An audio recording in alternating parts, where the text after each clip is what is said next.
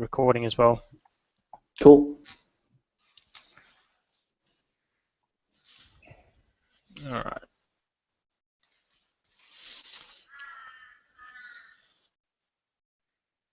Record.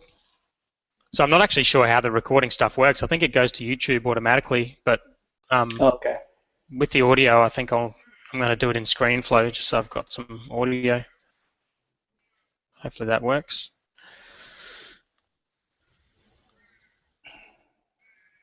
Alrighty. How's Alex going? Alex is standing outside a meeting room looking unimpressed, so there you go. I noticed you have a lot less beard than you did last time, too. I did. I shaved it for this occasion. I feel honored. That's great.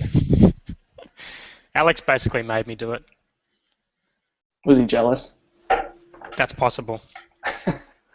That's definitely possible. How's that video coming through? Is it okay? It looks. I'm looking at myself talk, and it looks like there's a mad delay. Yeah, it's delayed. It's definitely delayed. But the audio is fine. Okay. Oh well, we'll have to see how it goes. All right. Well, it's 1 minute too, so I'll give it 1 minute. Oh, there you go, 10 o'clock. I'm going to start anyway. So Alex is at a co-working place. He's at WeWork in San Francisco, standing outside a meeting room. So if you're at WeWork listening to this live, then the dude outside the meeting room who's angry, that's my co-founder who's supposed to be doing this podcast. I'm in. Nice. Finally. Nice. Success. You made it. I think so. Nelson, that's Alex. I don't know how your video is, but I think mine's playing up. I can see you guys okay. Yeah, it's fine on my end. I'm going to click on Alex's head, so that should mean that the video that people see is Alex's for the time being. Oh man, looking good. You even did your hair. Look at that. I know, you like that? Yeah, I do. It's good. Thanks, man. Collared shirt. The whole 9 yards. I didn't iron it, but at least it looks good from the neck down, right? That's pretty good. Well, I'm not wearing pants, so I don't think anyone cares.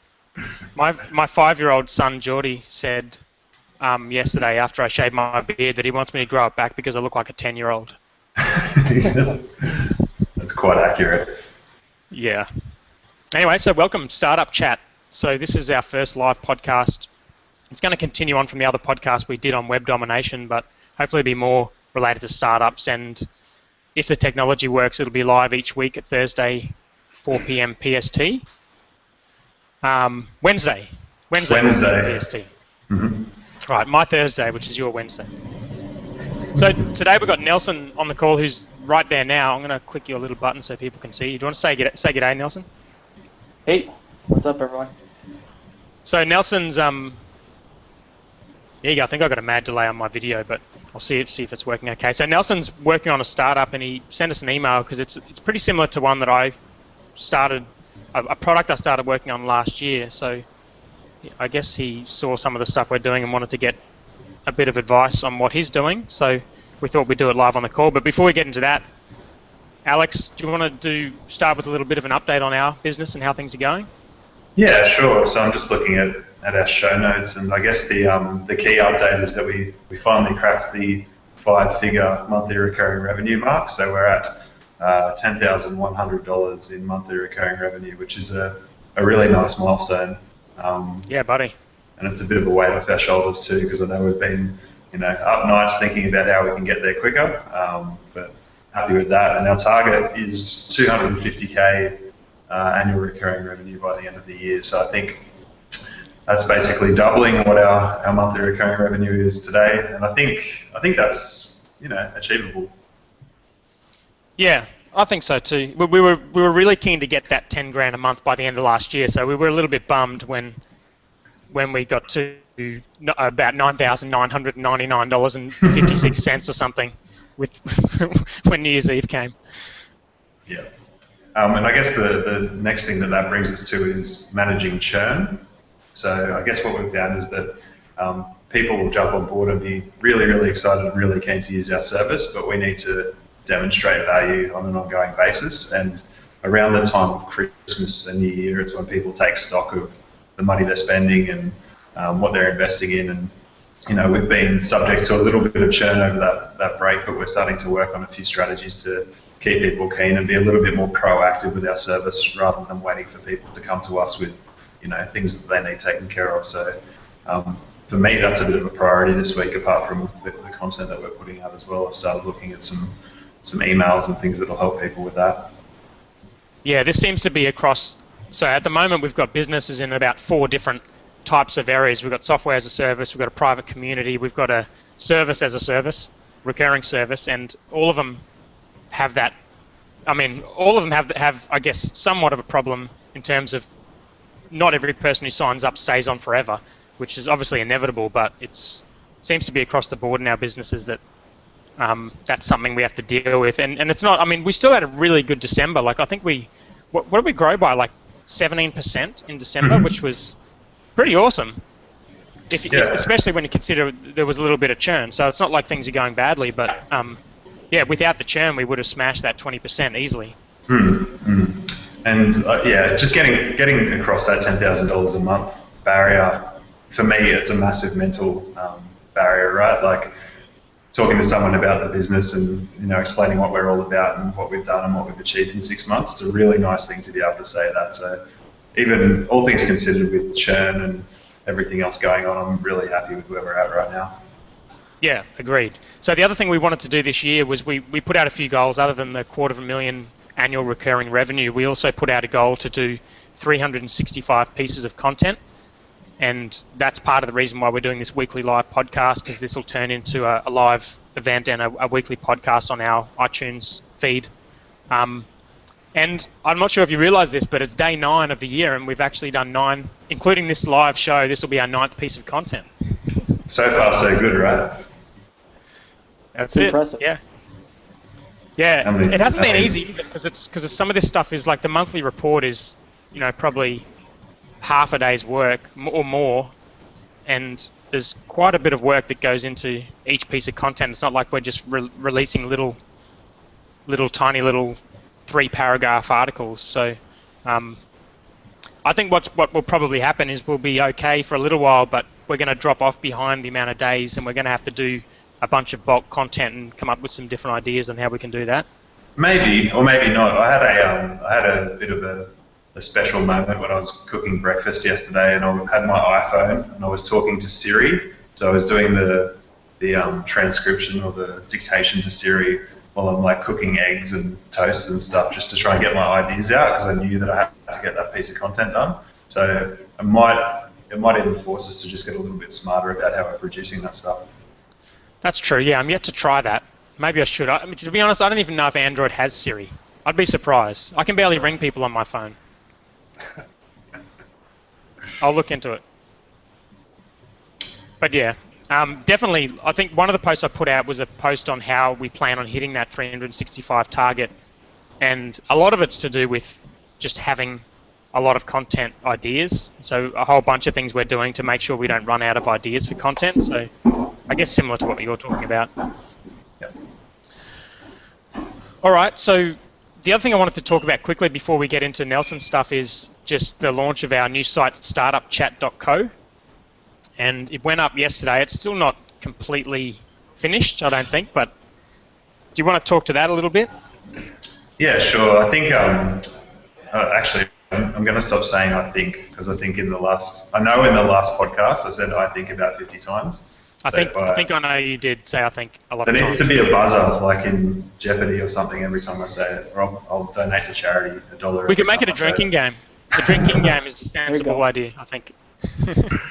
The idea behind Startup Chat is to consolidate what we're doing, and I guess it doesn't really make sense to have a blog that talks about, startup stuff and revenue and our growth hacking plans and self-reflection and all of the stuff that we do around our business and calling it the Dan Norris. I think, actually, I know that when you kicked it off, it was a sort of a go-between because you had your Informly blog, but yeah, it doesn't really make a whole lot of sense for me to be able to, write content.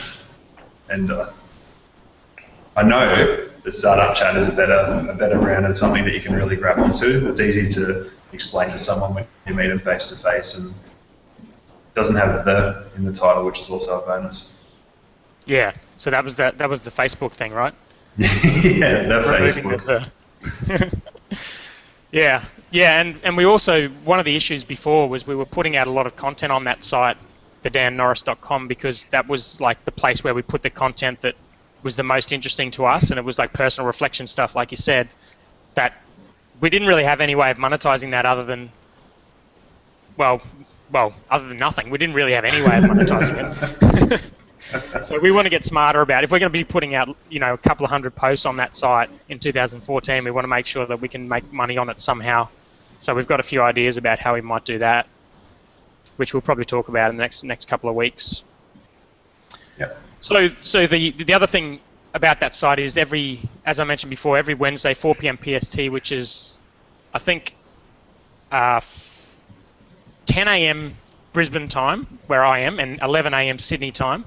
Mhm. We're going to be live on the show, and if people are listening to this afterwards or watching it live now, then let us know if you want to come on the show, if you've got a topic you want to talk about, or even if you've got like an influencer that you want to chat to and you happen to do it live on air. If it's someone we know, then we'll get them on and talk about your business and get some advice. And even if it's someone we don't know, I'll sort of hassle them until they say yes anyway. So True.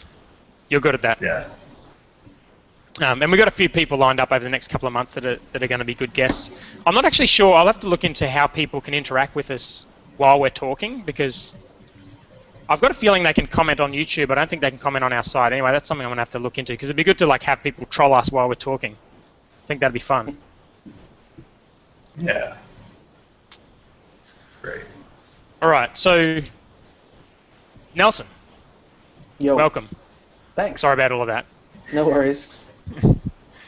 So let's start. So me and Alex have both had a look at what you're doing, and as I mentioned before, it's sort of similar in a way to something I worked on last year. So why don't we start with who you are, what the domain is, and what you're working on, and we'll go from there.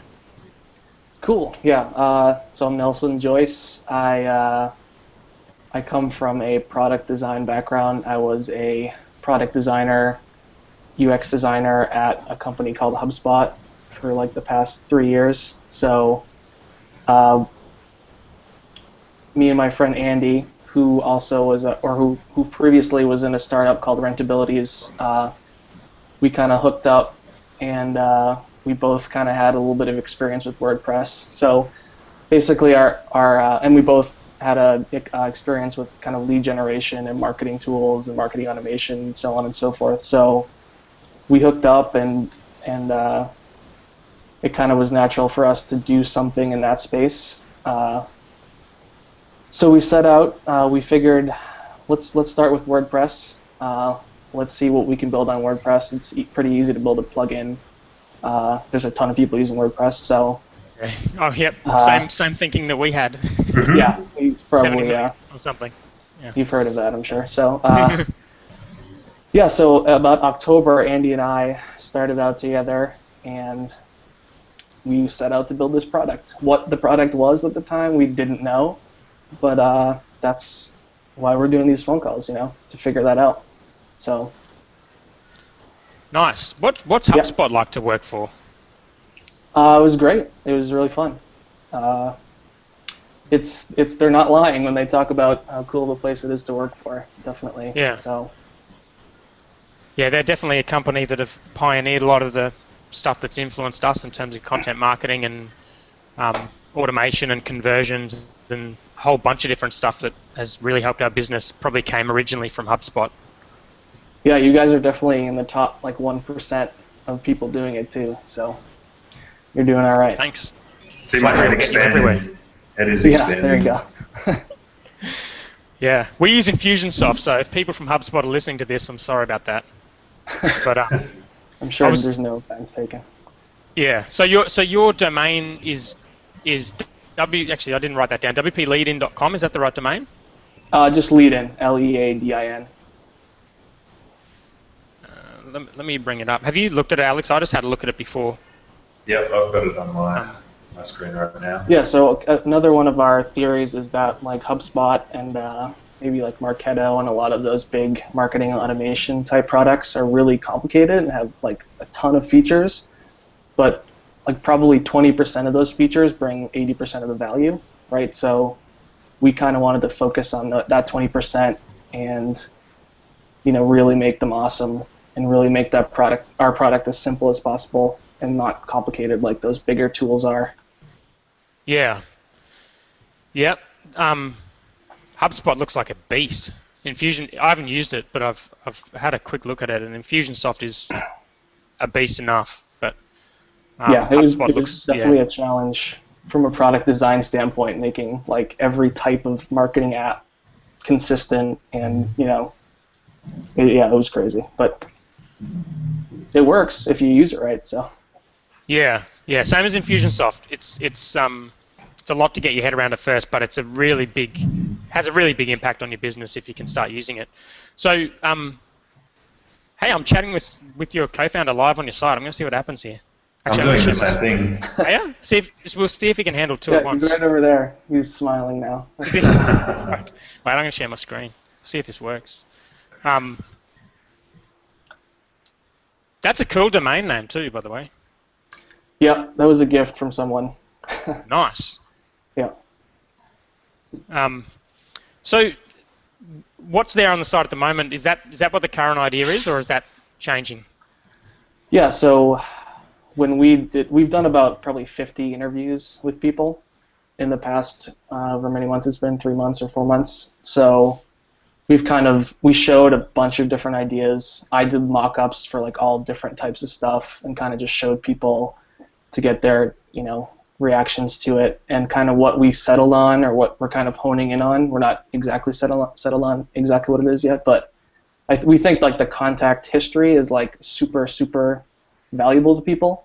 Mm-hmm. And we think that's where most of the value from those big marketing automation platforms comes from. It's like, because all the services are in the same login, it's really easy to connect them all together.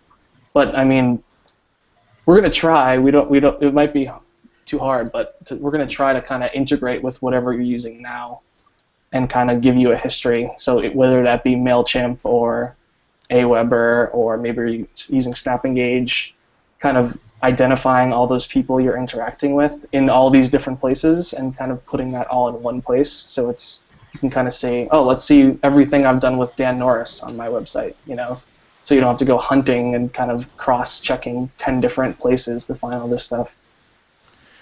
This is interesting to me because last year I built something similar to this, although I only had 6 weeks to do it, and I didn't really talk to too many people. Actually, I did a little bit of, I did surveys and chatted to a few people about what they wanted, and my main idea behind it was to come up with better analytics for content marketing. So if we put out a blog post, say we put out this episode today, can I look at how many people watched this episode and then eventually went on to become a customer? And not only that, who were those people? And so it had 2 components. One was somehow tracking piece of content through to conversion, but the other component was like a live stream, which looked very similar to what I can see on your site at the moment, which was basically someone puts their email address into my site, and then we take that email address and go off to a couple of APIs for social data and show you who that person is, like Reportive does, and then look at any kind of history you have with that person. So if you've got them in Infusionsoft, then show what content they looked at, what converted, what content converted them originally, and stuff like that. And at the time, we were also bringing in people from Mailchimp. So if someone went to your site, and say if you use something as simple as Mailchimp, someone went to your site, listened to this episode, and entered their email to convert, even though you've already got them in your database, you might have a lead magnet for them to sign up to be notified about a new episode or something. Then that person would go into the stream, and you'd see that conversion, and you'd also see the history of whatever they've clicked on in Mailchimp. And whatever they've tweeted about or whatever. And I'd built most of this, but it was kind of buggy, and eventually I moved away from it. But I think the biggest thing I learnt from that was, I felt like I was building something cool and something that would be useful, but the feedback I had from people was that data wasn't enough to make them take action that was different to what they would do without the data. So, so that's the thing that, when I see what you've got there, if someone comes to my site, puts their email address in, and then I see all that information about them, that's cool, but what do I do with that information? Have you had Right. feedback like that? Yeah, a couple people. That definitely is a challenge. But I mean, I think we can find stuff. I mean, maybe we can't, but I think we can find stuff that provides value that you couldn't do before, right? Like you're saying, like that first touch lead source, or maybe different like list creation or around like different criteria from like different sources of data. I mean, it's definitely something a data junkie can definitely get into, I think. Can see Dan's eyes lighting up. Yeah.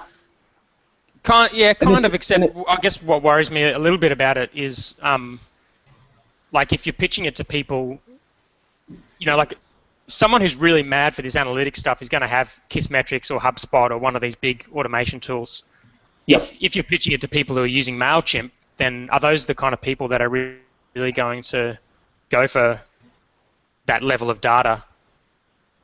Yeah, that's definitely an assumption we need to test. I mean, I think once a company does get small enough, there is like a one-to-one relationship that they actually do have, and you can kind of see, okay, I'm going to call this person on the phone, and I saw that they read these 4 blog posts, right? So I know they're interested in topic X, Y, and Z, and that's going to help me make the sale, So there's like 2 different ends of the spectrum. It's like literally like I want to see what this one person did because I'm going to have a one-to-one connection with them and I want to have a personal relationship with them. And then there's like, okay, show me the trends too, which is where like the data stuff comes in. So I think that point's really important for your positioning, because if you position it as an analytics tool, then it's not as powerful as saying, okay, you're going to know the last 5 interactions that your customers have with your site, and you can use that intelligence to sell them more of X.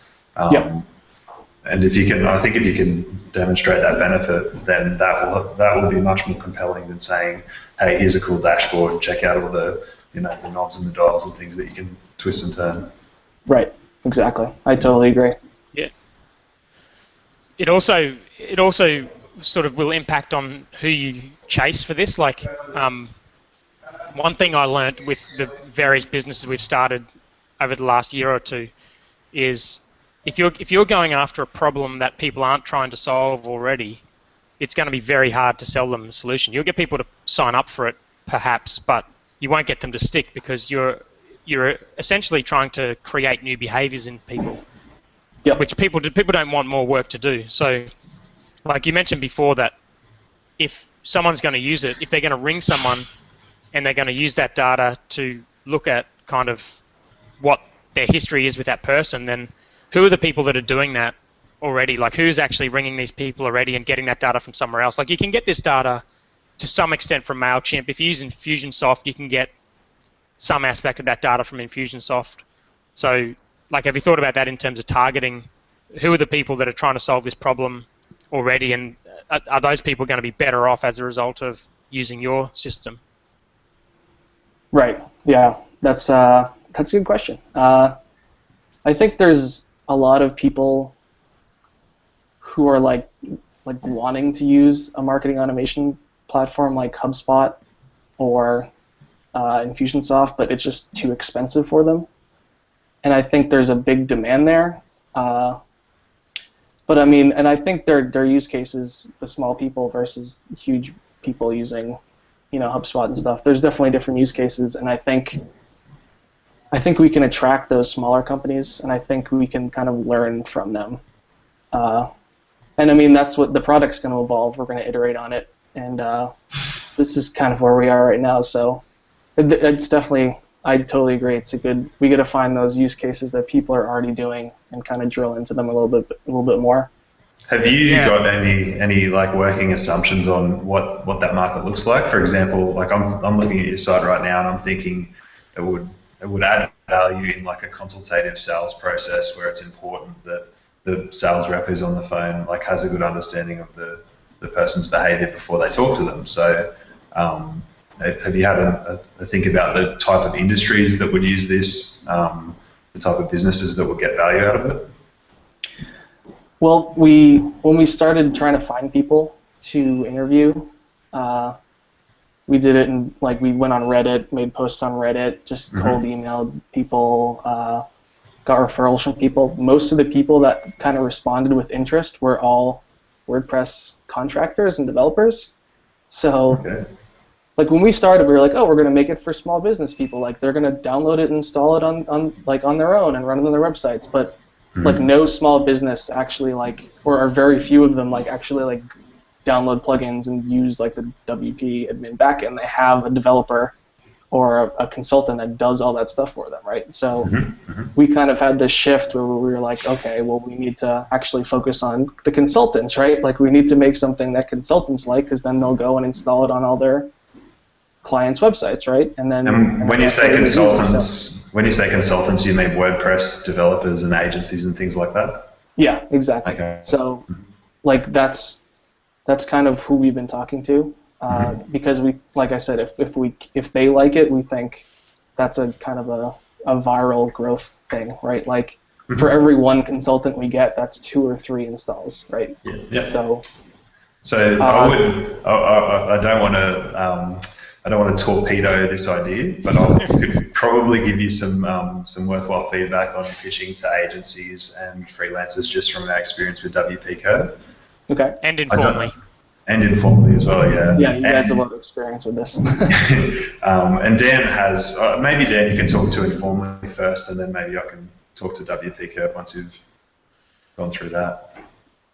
Yeah, There's a few things I'd say. Maybe even just before we talk about agencies, one thing I would say is that like it's really tempting to start a business and have as like your point of differentiation being that you're going to be cheaper, but it's hard to think of too many businesses that have done that really well, like startups in the type of SaaS world like we are. Like I'm not looking to save $50 a month on my software, and the people who are looking to save money may not be the best customers. So I would just be careful with that as being the point of differentiation.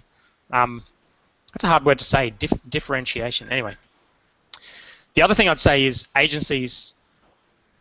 There's a few things I'd say about agencies. One is we did an interview with Erica Douglas on my podcast a couple of months ago, and she talked about all of this sort of stuff. Her idea is sort of similar, in a way it's sort of similar to what you're working on, and I've looked at what she's put out since. It's called Market Vibe, and she's got funding, and it's like a fairly serious looking piece of software.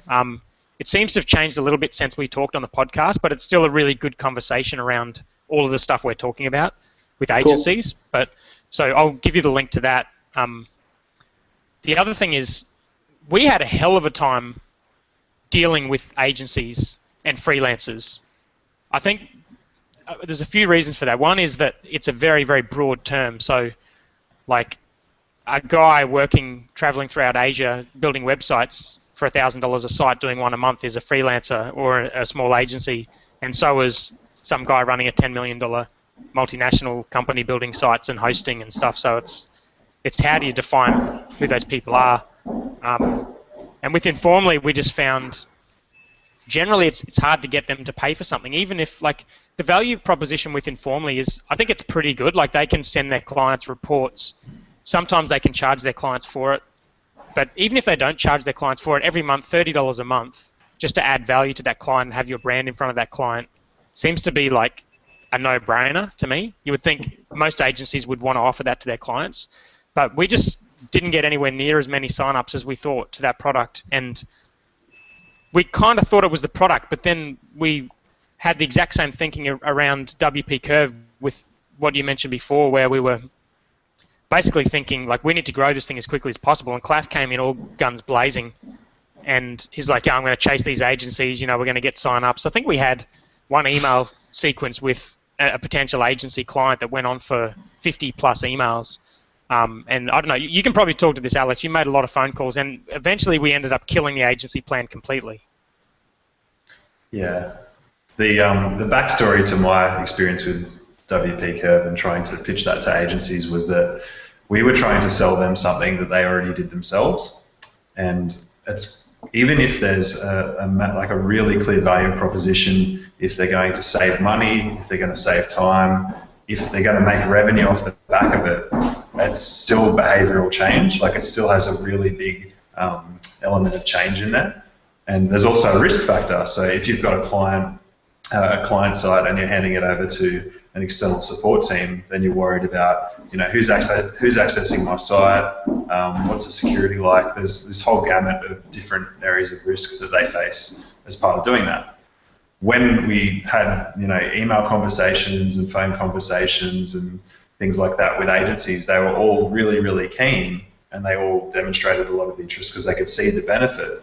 But actually getting them across the line was a completely different story because of that inherent risk of changing their business process. And I completely understand it, because if I put myself in the shoes of being an agency owner, it's sort of like getting someone in to do your own job for you, which is not typically something that you do as a professional consultant or a service provider.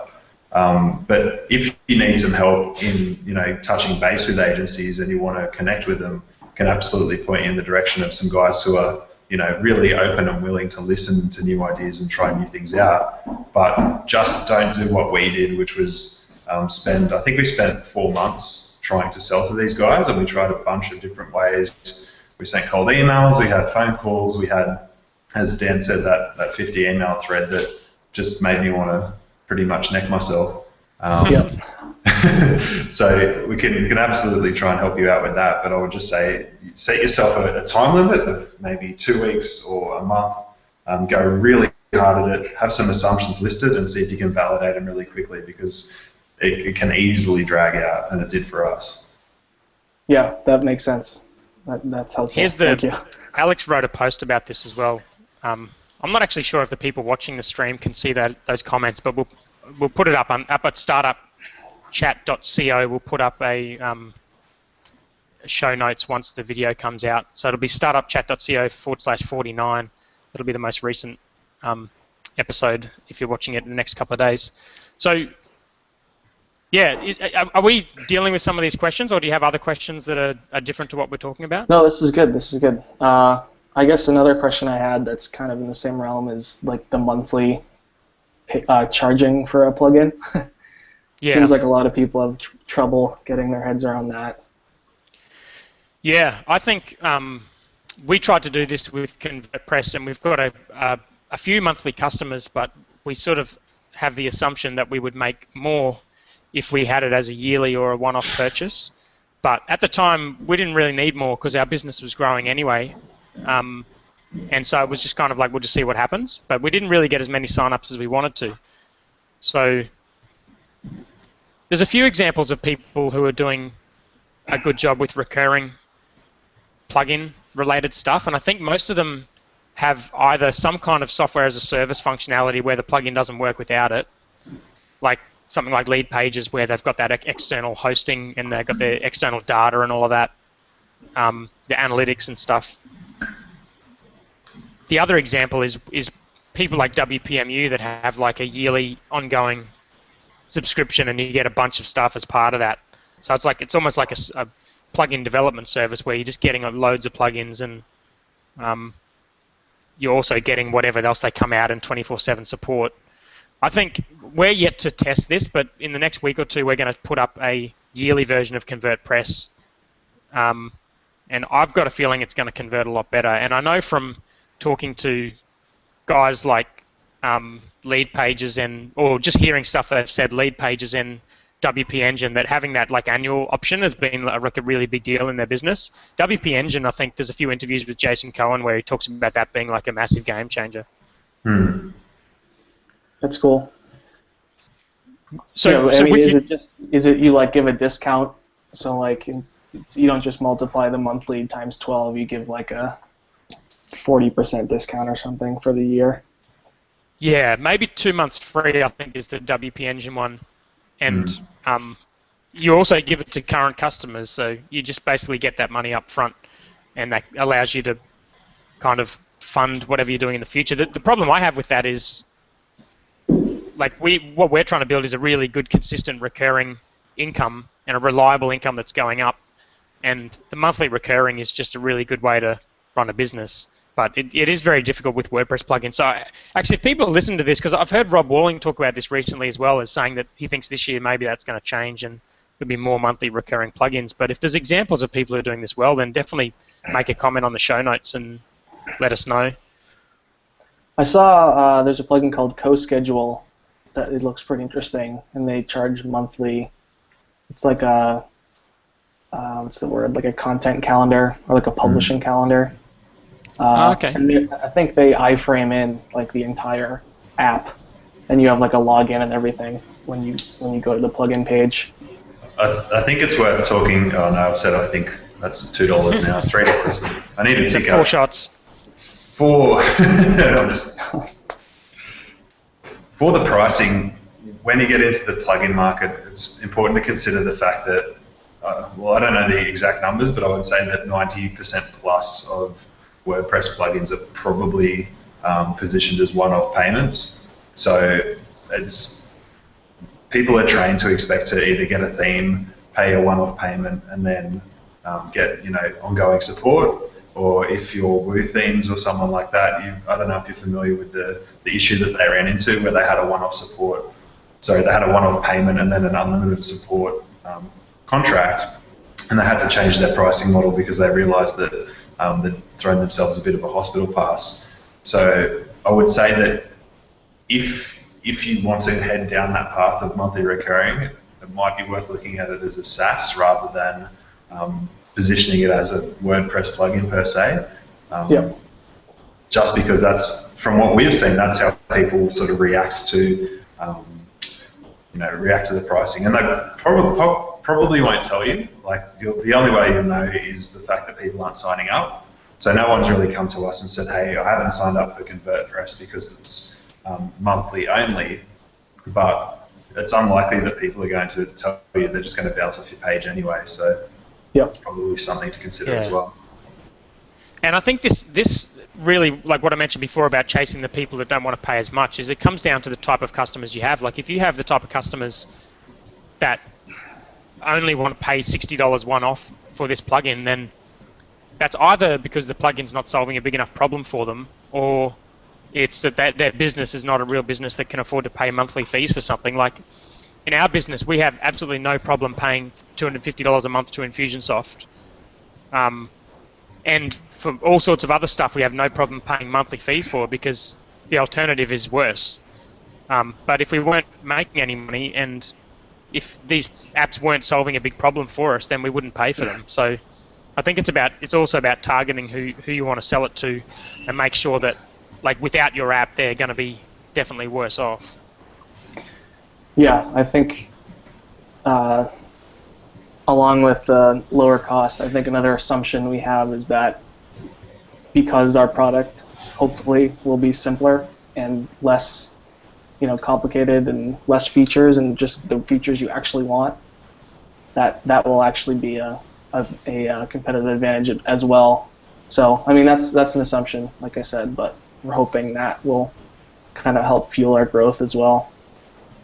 It might be well, I think I was just going to say, Dan, it might be an idea for Nelson to have a chat to our buddy Damien Thompson, because he talks to people that use Entreport and Infusionsoft and Marketo and HubSpot on a pretty frequent basis, so he could give you a feel for what to expect with the challenges that these people actually face. And I'm sure that you've got some background being a HubSpot employee, but that bit of market intelligence will probably help you along the way. Yeah, that'd be great. Yeah, the other thing I was going to say is, well, two things. One is that if you look at the lessons we've learned, most of them would have been learned a lot quickly if we tested those assumptions quicker. So we've talked about, well, what's that noise? Is that you, Clay? Sorry, I'll jump on mute. All right. Yeah, so most of those things, like the agency stuff, we just let that go on and on and on. And like that would have been, we could have learned that so much quicker. So I think that's like a general theme, is we're not learning, we weren't learning quick enough at the start, and now we move much faster. So the quicker you can get people paying you, and you can test some of these things out, like how much of a problem would it be if you just shut down and weren't available anymore to these people, and who are the people that really, not the people that tell you they want to pay for it, but who are the people that are actually paying you and requesting improvements, not requesting like new features. That was a big thing for Informly too. I kind of just realized at one point that we didn't need any more new features because the people that were requesting the new features weren't the people that were paying for the product. Sure. So that's So I guess that's one general point. The other thing I'd mention is Rob Walling seems to be having quite a lot of success with Drip, which is getdrip.com, and he seems to have taken. It's not the same thing. He hasn't built the same thing that you're building, but he's taking a similar approach in that he's, in a way, making simple one of the aspects of having one of these automation tools, which is just that initial automation sequence. When you go to a website, you fill in your email address in that initial automation sequence, and I think that's what Drip does. And his assumptions, I guess, were that something like Infusionsoft or HubSpot is too complicated for the average person to set up easily, so he's come in with a simpler tool. So you could check out what he's doing and maybe learn from that. The only thing I'd say from that is he does have a very big network and is a very, very well-renowned software guy, so I think he has a bit of a head start on top of someone just starting out too. Yeah, definitely. Yeah, I think it's like you got to focus on what is the job people are doing, right? So HubSpot, in order for someone to want HubSpot and need HubSpot, there's like 10 different jobs that they need done, and they need them all at once, and it needs to be valuable enough for them to pay all that money for it, right? But if you can just take one of those jobs that someone needs to do, like sending out a drip, 7 email course or whatever, and you can just take that one piece out and just sell that, I think, as long as it's an interesting and a powerful enough job, I guess. Well, as long as it's solving a big enough problem for them, I think. It doesn't matter if it's interesting. It doesn't matter if it's interesting or cool. It only matters if, like, that part of it. Like, if you look at Get Drip, that's directly leading to customers. So if you put that thing on your website, they're going to put their email address in, and you're going to get direct sign-ups from doing that. So you'll probably get more customers than you did have before. So to me, people are going to be happy to pay $30, $40 a month for that. Whereas if you're just giving them data, then that might be a feature that they don't necessarily use in HubSpot or Infusionsoft, and the thing that they use the most might be something else that directly brings them money. So that's I guess the bit that needs to be tested is this feature that you're building the one that people really want to pay for? Yep. I was going to say, Dan, to your point, that WP Curve, we do WordPress support, and that's not something that's either interesting or glamorous or that people really think about as like, that's some groundbreaking stuff you guys are doing, but it solves a massive problem. So if you have that in the back of your head, like what is the number one problem that the people within your target market are trying to solve, and really dig into that with phone calls and questions, and not trying to present them a product or anything, but just get to know where their pain is. That could be useful as well. Yeah, there's a lot of good stuff out around on that as well. I think the best stuff is probably some of the interviews with Dane Maxwell on the Foundation, where he talks about Dane Maxwell from the Foundation on Mixergy, and also Smart Passive Income podcast. He's done a couple where I think the SPI one, he talks like specifically about the questions he asked people, and he's been on our podcast as well, and he knows his shit. And some of those questions are like, if you haven't, I'm sure you're familiar with that kind of customer development stuff, but some of the questions, like the deep level that he gets to with those questions, are really good ways to get to the core of what people's problems are. And one of the ones I picked up from that was like, how are they attempting to solve this problem already? And that's one that's led me, because like with WP Curve, all of our customers previous to WP Curve existed were trying to solve the problem of doing little jobs on their website already. So it's an easy sell. If we can do it better than they're currently doing it, then they'll sign up.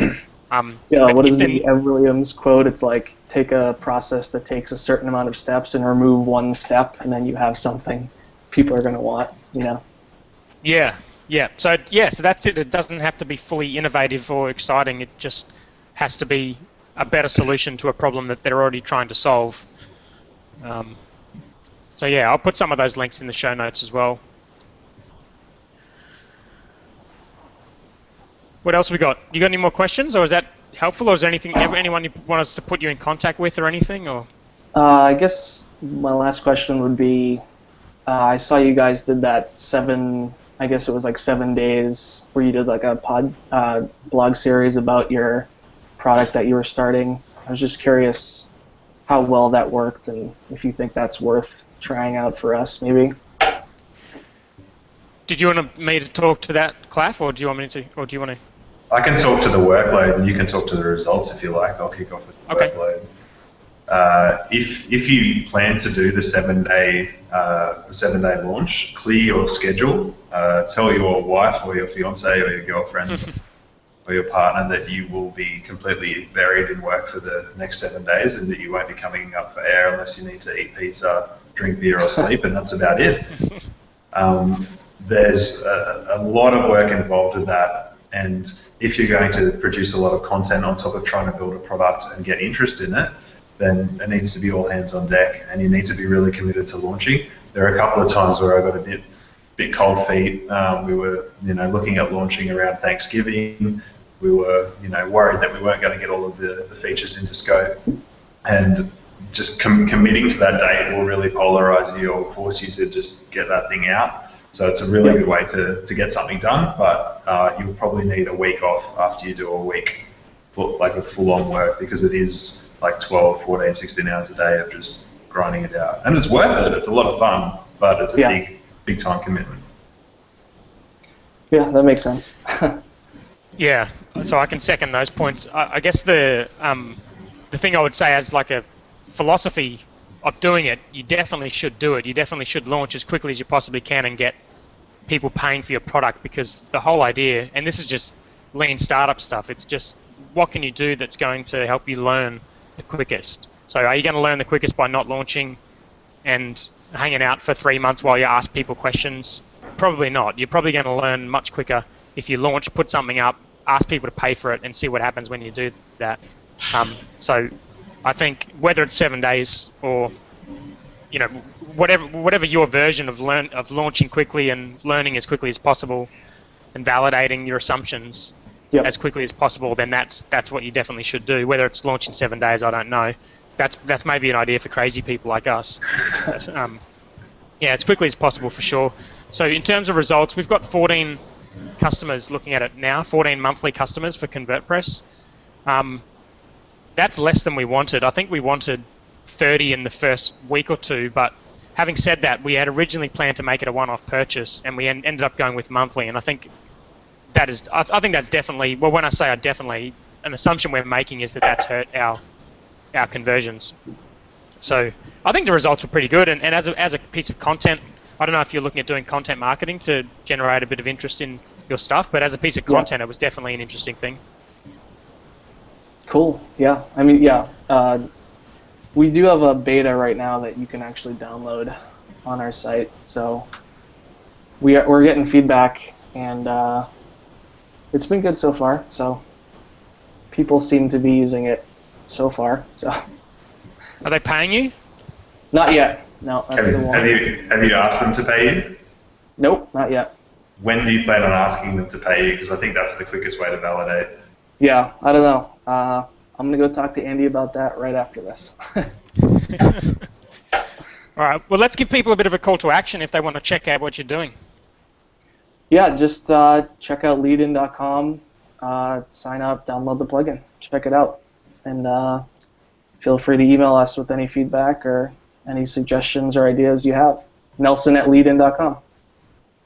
Perfect. Also, awesome. Thanks for coming on the show. And just another call to action is just to go to startupchat.co/49. And if you got some tips for Nelson that we haven't covered in this show, then just drop them in the comments on that episode, and hopefully we can help him out, and you can get to success a lot quicker than we did with our first shot at software. Awesome. Thanks a lot, guys. Alrighty. We done, Claff? We're done. Let's wrap it up. Episode done. Awesome. All right, I'm going to click the stop button, and we'll see you guys next week. Nice meeting you, Nelson. Nice meeting you guys. Thanks a lot. See you, man. Thanks for coming on.